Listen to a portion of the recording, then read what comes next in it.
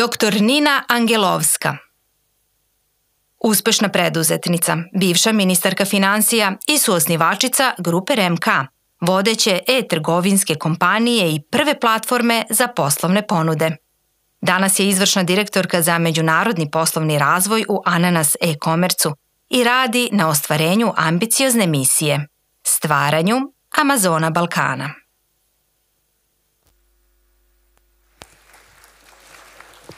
Ja zaista se trudim da poboljšam moj srpski od kako sam deo Ananasa.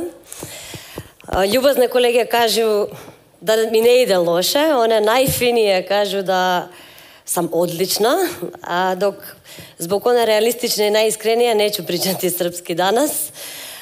Tako da se u početku ispričam, so switching in English now.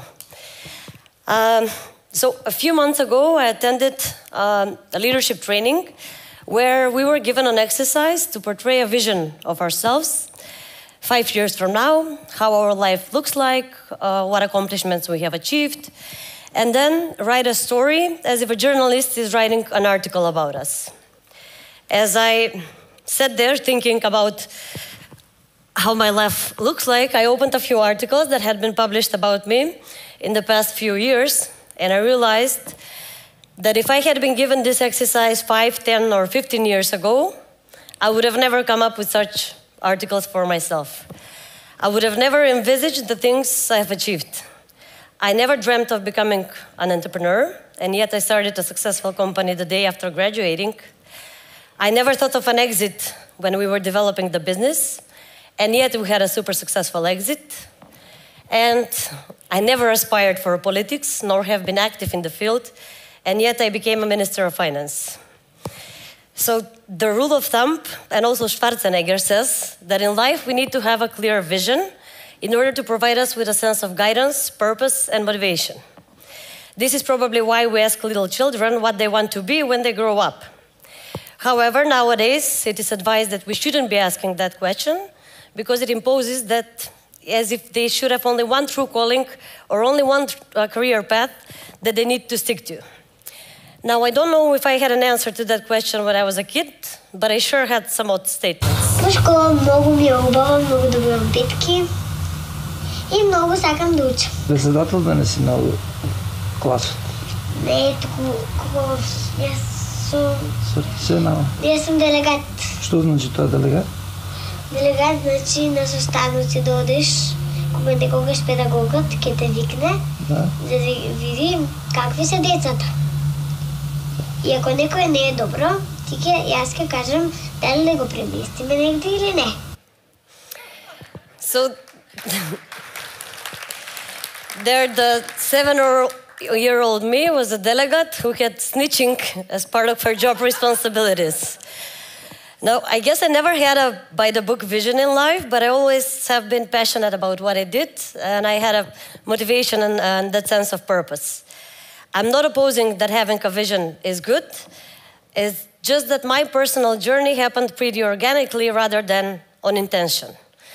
As the Roman philosopher Seneca said, luck is what happens when preparation meets opportunity. I guess I was lucky enough to be prepared, to recognize opportunities and embrace challenges. And this is the denominator for all my career path. And what I mastered across all the positions I have had is how to see obstacles as challenges, and this is what I would like to share with you today. In order to put some structure to my storytelling, I divided my journey into 5 parts: the student, the entrepreneur, the NGO founder, the minister, and the triple exit and the double entrance. And for each of these parts, I will tell you how I got there, what was the motive, what were some of the key struggles or the pains, and what were some of the key lessons learned or the gains. I will start off with the entrepreneur, as this is the most significant one that has basically defined and shaped me, and to which I'm proudest and most grateful for. So I was 21 years old when I graduated and I won at a most innovative business plan competition, and I got this huge check, which was a small grant of €5,000 to start my own business. I always loved competitions, and I found them as a way to prove myself, improve myself, and also meet new people. And I attended quite a lot of those. However, this one was the main incentive for me to dive right into business and start my company.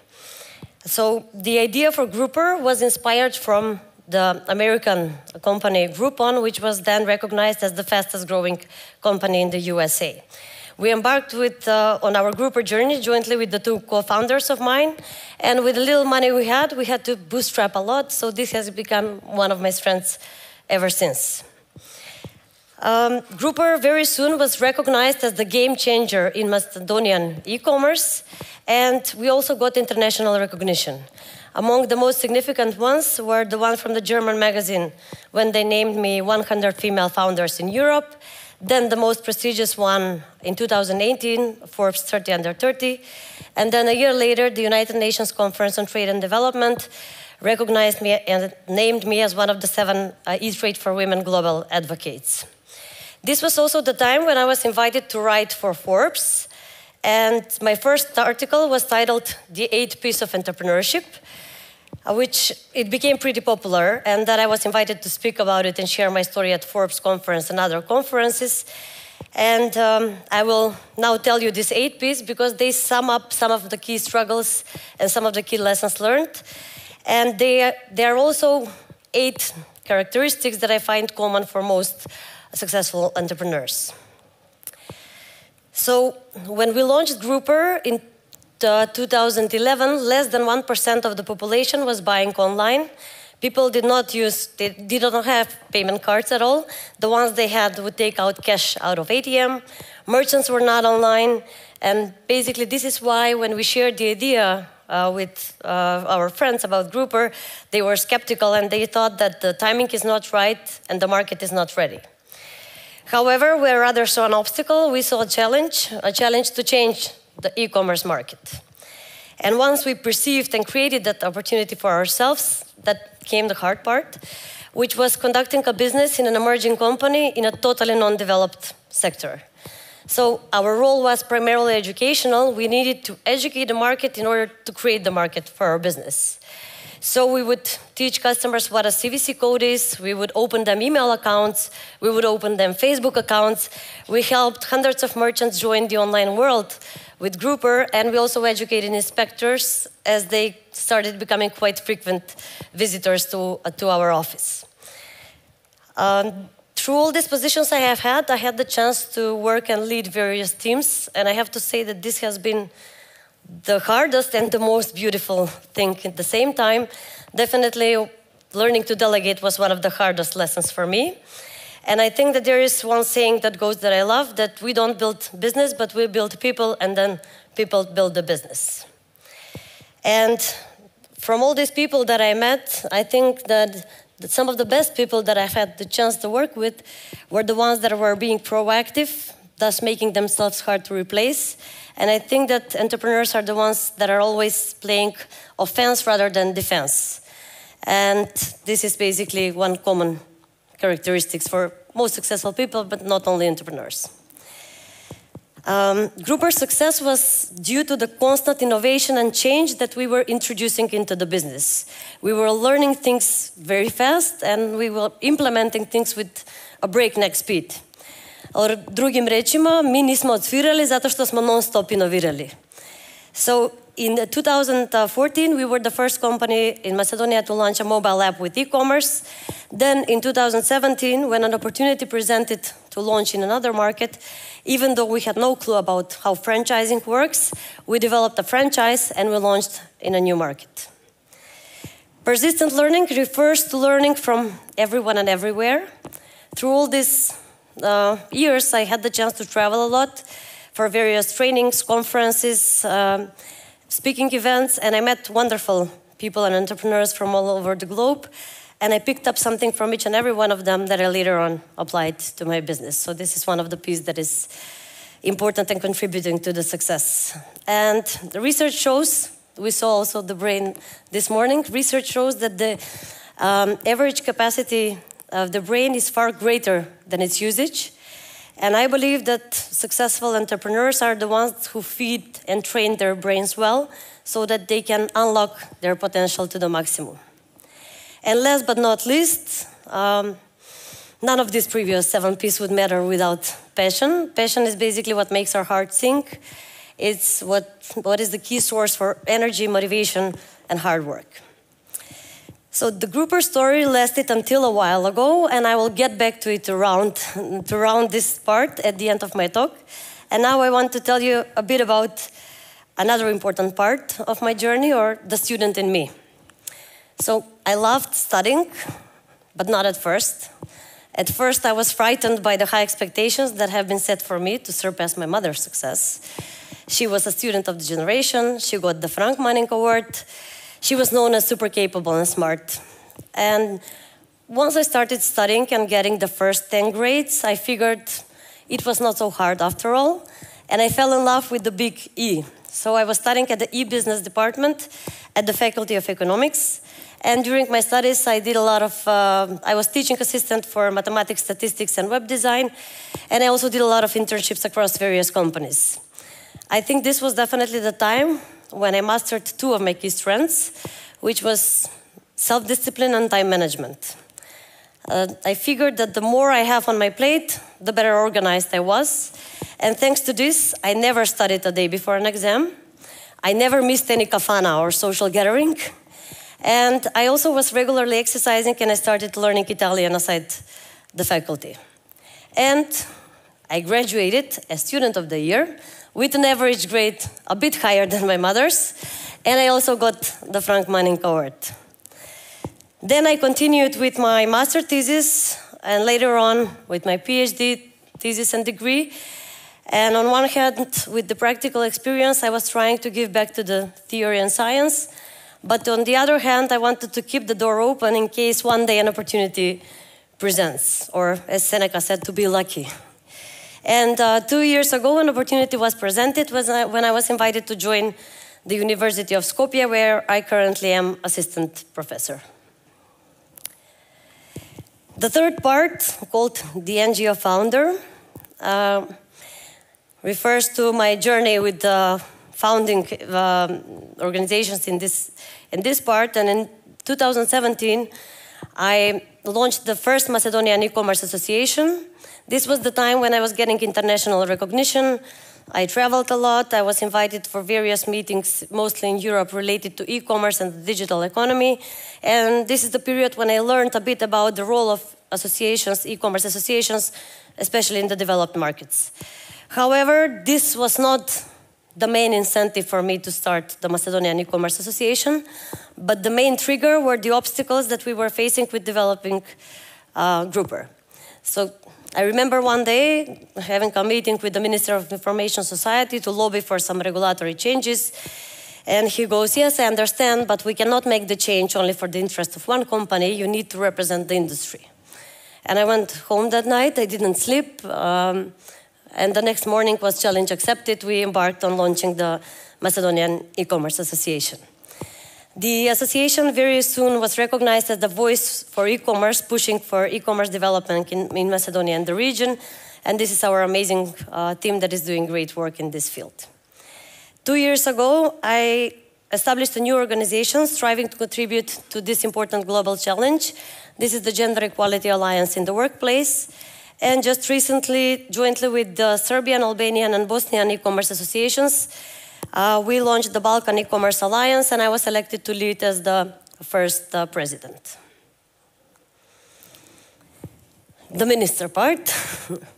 The minister part lasted exactly 1 year, but to me it really felt like one dog year.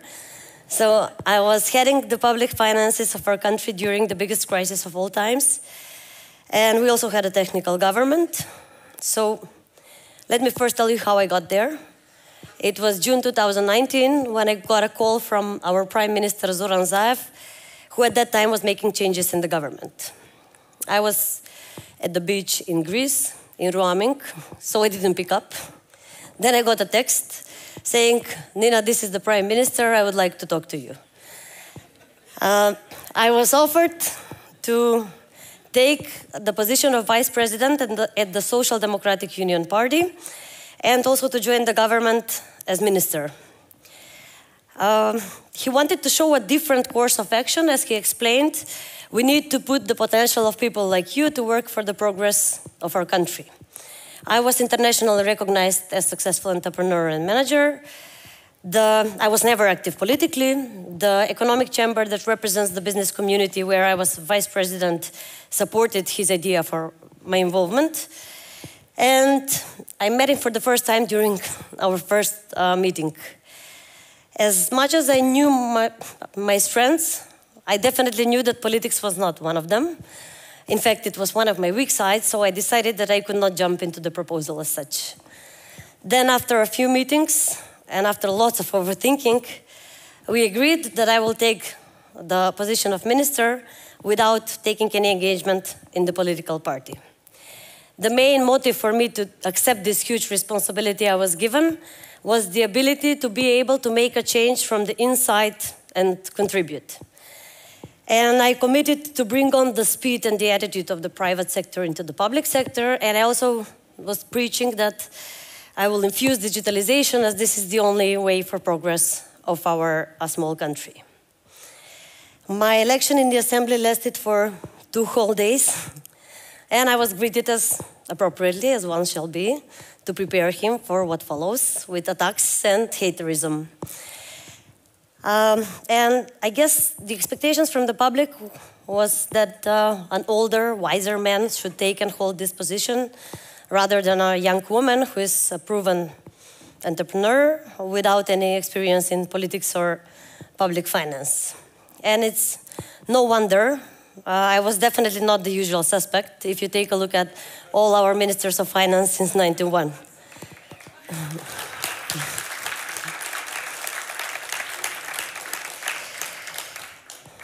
So it felt like everyone was waiting for me to slip. It felt like every day was a new attack, a new struggle, new backstabbing, new fake news. And there is one saying that I love that goes, forget the insults, remember the compliments. If you succeed in doing that, tell me how. So I will not tell you exactly this, but I will tell you how I managed to canalize stress positively and to turn attacks into motivation that resulted in constructive action.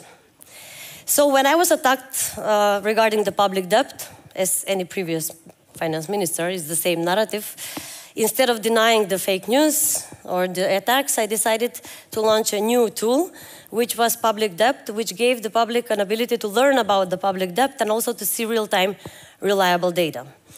Then, regarding transparency, we also launched a new tool, which was called Open Finance, and on this portal, we opened, literally, the treasury so that the public and every citizen and media could see every single transaction being made from the budget. Then the third one was when I was attacked regarding the capital expenditures and their low realization, we launched a new tool with which we gave the public and the media an overview of the real-time realization per institution so that they can do the push there and foster for greater realization of the capital expenditures directly to the ministers and directors.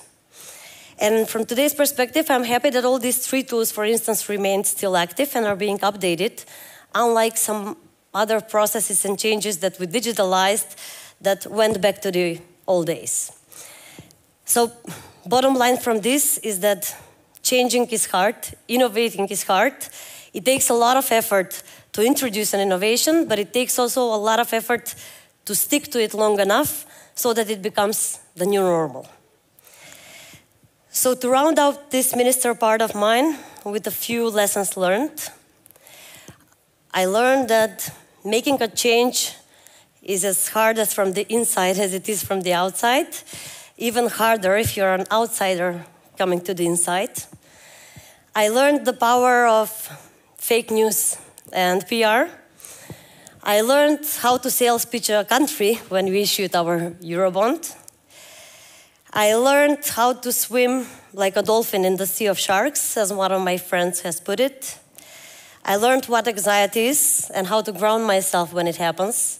I always had some B vitamins, magnesium, and dark chocolate with me. And I learned lessons that no Harvard or schooling can teach you, and that with the speed of light. And most importantly, I learned the art of seeing obstacles as challenges and turning attacks into motivation. So I think I did my absolute best in any given circumstance. And from today's perspective, when I get to recall to this part of my life, which seemed a bit like it was in my previous life, I often say to myself, svaka čast, Nina.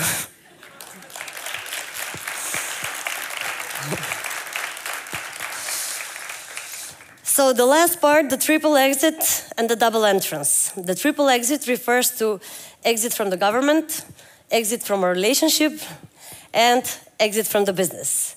So after the elections in September 2020, I handed over to the new minister, and then a month after followed my relationship exit. We parted ways with my partner, with whom we've been together for over a decade, and we've been developing Grouper together. And then after a few months of super intensive due diligence process, followed a successful exit of the business when Grouper was acquired by the Polish group Asseco via their member company Payton. And then what? Then I decided it was time for me to breathe a bit. And this breathing period was short and sweet. I joined hiking, biking, running communities. I was running half marathons. I also started taking kickboxing classes, tennis classes, dancing classes. And I started to enjoy the smell of nature, and I felt like this was the time to also compensate to my friends and loved ones, especially for that 1 year during being Minister of Finance. And then came Ananas. It was the right time for a new entrance. Besides, it represented a continuation of my efforts for e-commerce development, as I believe if anyone can change and revolutionize e-commerce in this region, is definitely going to be Ananas. And in the meantime, Ananas acquired Grouper from Payton, and I somehow got it back on my table again. And after 1 year, we successfully migrated and merged Grouper within the Ananas ecosystem, and with that, the Grouper story got the end.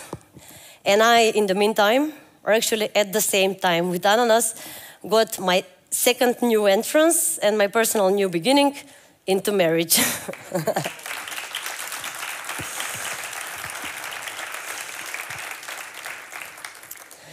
So, to round up my story by going back to the underlying foundations, what I am today, I owe it to my mother and the way she raised me. I was always raised with honest criticism rather than with soft complimenting. And she instilled in me that values and attitude for always learning, which was key to my success. I also hope to instill those values in this little guy here. And I also owe it to my father and my sister, who are my invaluable support through all this journey. And I owe it to all the struggles to which I'm grateful for today. After all, across all the positions I have had, it was the same key trials that I found key to successfully perform the job. And thanks to that, I was an entrepreneur in the private sector, an entrepreneur in the non-government sector, and an entrepreneur in the government sector, which, when I put it like that, sounds a bit like an Englishman in New York. So I would like to finish with a question I get very often, which is, if I could go back, would I do it all over again? I would choose the same struggles. I would do it all over again. Even though, for sure, I could have done some things better, definitely no regrets. And this is the message I like to leave you with. Choose your struggles, have no regrets, see obstacles as challenges, love yourself and enjoy life. Thank you. Hvala.